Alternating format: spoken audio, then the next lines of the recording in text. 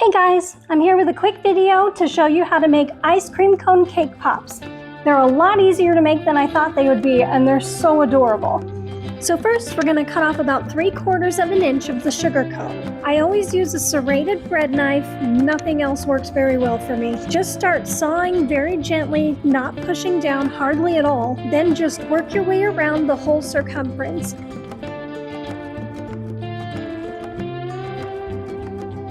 You'll want to make your cake pop dough balls proportionate to the size of your cone. The larger the cone, the larger the cake pop ball. Now melt your chocolate and make sure to tap the crumbs out of and off of the cone before you dip it. We'll start by dipping just the top 3/8 of an inch of the cone. Then squish down the pre-formed cake pop ball enough to where it feels securely on there. Before the chocolate hardens, you can throw some sprinkles on there at this point. You can use shot glasses or a stuffed jalapeno rack as a stand. After they've hardened completely, make sure to brush off any loose sprinkles so they don't get lost in the chocolate when you dip it. You want to submerge it slowly and pay attention to all the sides to make sure you're not covering up all the sprinkles if you chose to use them.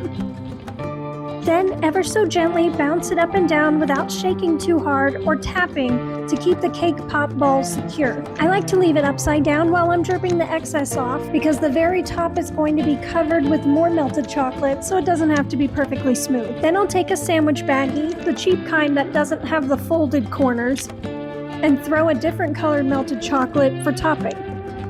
I find it's easiest to fold the bag over a cup, then fill it with the melted chocolate.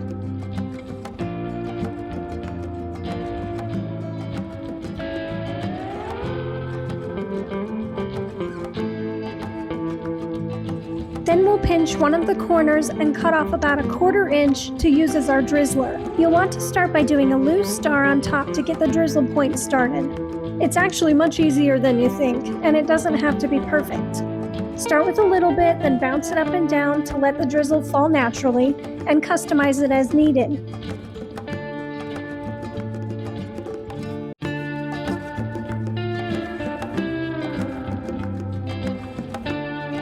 Then throw on some sprinkles and add a little M&M cherry on top to finish it off. And it's as easy as that. These are so fun to make and kids love decorating them. Hope you enjoy!